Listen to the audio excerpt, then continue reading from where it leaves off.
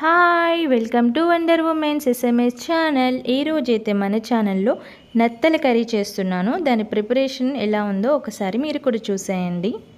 So ముందుగా oil వేసుకుందాము. Oil వేసుకోవాలి.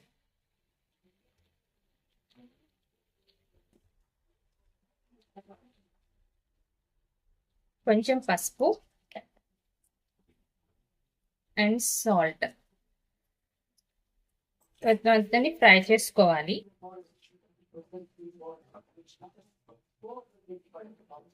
ఇది సరి మూత పెట్టేసుకుందాం. సో ఆనియన్స్ వేగాయి లేదు చూసుకుందాము.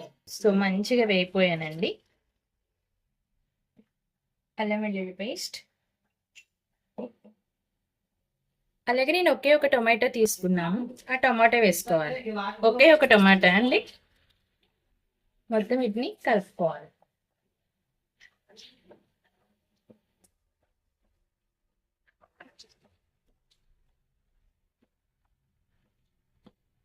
ఈ టొమాటోస్ వేగేంత వరకు మూత పెట్టేసుకుందాం.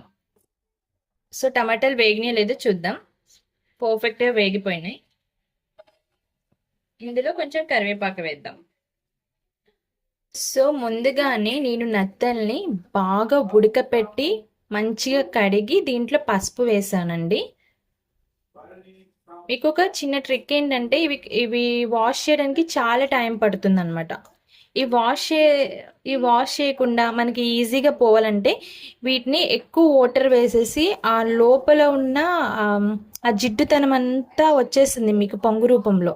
అది పైదంతా తీసేసుకుంటే మీకు మంచిగా ఇంకా ఎక్కువ సేపు మనం కడుక్కోకుండా, మనకి సిటీస్లో వాళ్ళు ఉన్న వాళ్ళు ఏంటంటే ఎక్కువ బండలు అలాంటివి ఏమి ఉండవు కాబట్టి బాగా ఉడకపెట్టేస్తే లోపలున్న జిడ్డంతా వచ్చేస్తుంది అనమాట.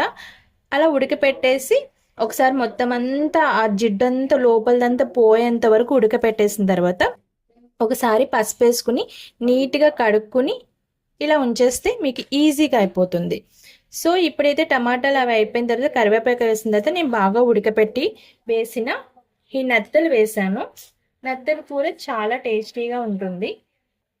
ఈ మొత్తం అంతా ఒకసారి హై టు లో ఫ్లేమ్లో పెట్టుకుని ఇలా ఫ్రై చేసుకోవాలి ఒక 2 నిమిషాల పాటు.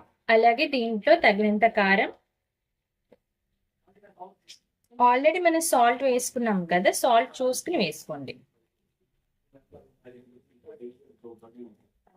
ఈ మొత్తం అంతా కలిసేలాగా ఒకసారి తిప్పుకోండి. అలాగే కొంచెం ధనియా పౌడర్ వేసుకోవాలి. ఇది మొత్తం అంతా ఇలా కలిపేసుకోవాలి. ఈ నెత్తల కూర అనేది ఆరోగ్యానికి చాలా హెల్దీ అంటండి. చాలా మంచిదని చెప్తున్నారు. ఎందుకు మంచిది ఏంటని నన్ను అడగకండి, నాకు కూడా అంత తెలియదు. హెల్త్కి మంచిదని మాత్రం తెలుసు. ఇది ఉప్పు, కారం, ధనియాల పౌడర్ వేసుకున్నాం కదా, ఒక 2 మినిట్స్ పాటు ఇలా ఉంచేసేయండి. దీన్ని ఒకసారి మూత తీసుకుని చూద్దాం. దీంట్లో ఇవి మునిగేంత వరకు వాటర్ వేసుకోండి. ఆల్రెడీ మనం ఇవి ఉడకపెట్టాం కాబట్టి ఎక్కువ టైం అయితే పట్టదు. నేను ఇంత లోటాడైతే వాటర్ వేసుకున్నాను. వాటర్ వేసుకున్న తర్వాత ఇవి మొత్తం అంతా మంచిగా కలిపేసుకుని ఒక 10 మినిట్స్ పాటు ఇది బాగా మరగపెట్టుకోవాలి. మూత పెట్టేసుకుందాం. లో టు మీడియం ఫ్లేమ్లో ఇది పెట్టుకుని బాగా మరిగించు. ఒకసారి చూసుకుందాం. మంచిగా చూడండి. ఇందులో కొంచెం గరం మసాలా వేద్దాం. వాళ్ళ డాడీ ఒకసారి మొత్తం అంతా ఇలా తిప్పేసుకుందాం.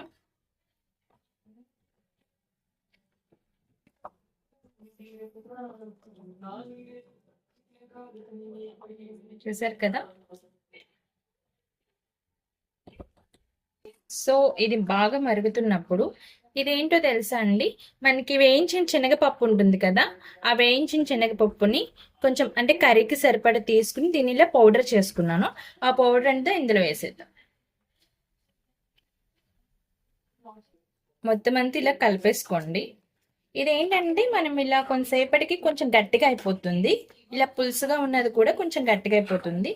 ఇది వేసుకున్న తర్వాత ఒక 5 నిమిషాల పాటు సిమ్లోనే ఇలా మరిగించేసుకోవాలి.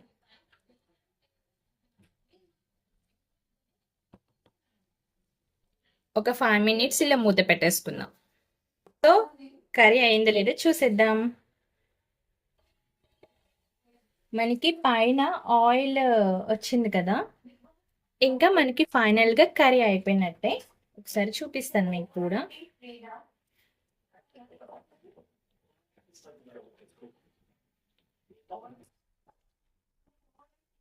ఓకే, ఇలా ఉండిపోండి. ఇలా అయిపోతే ఇంకా మనకి ఫైనల్గా కర్రీ అయిపోయినట్టే. ఇది కొంచెం కొంచెం ఏంటంటే మనకి పచ్చెనగ పిండి వేసాం కాబట్టి మనకి ఈజీగా ఇది టైట్ అయిపోతుంది అనమాట. ఓకే, ఈ స్టేజ్లో ఉన్నప్పుడు మనం దింపేసుకోవడమే. చాలా బాగుంటుంది, చాలా టేస్టీగా ఉంటుంది. మీకు ఎవరికైనా తెలిసి ఉంటే కనుక ఒకసారి కమెంట్ బాక్స్లో కమెంట్ చేయండి. ఓకేనా? ఫైనల్గా అయితే మనం స్టవ్ ఆఫ్ చేసేసుకుందాం. సో యాజ్ టీస్ నేను ఎలా చేస్తానో కర్రీ మీరు కూడా అలాగే చేసుకోండి. చాలా టేస్టీగా ఉంటుంది. కొంచెం కొంచెం ఏంటంటే స్పైసెస్ ఎక్కువ ఎక్కువ వేయకూడదు. మినిమం కొంచెం కొంచెం తక్కువ తక్కువ వేసుకుంటూ టేస్ట్ అయితే సూపర్గా ఉంటుంది. ఒకసారి మీరు కూడా ఎంజాయ్ చేయండి. బాయ్.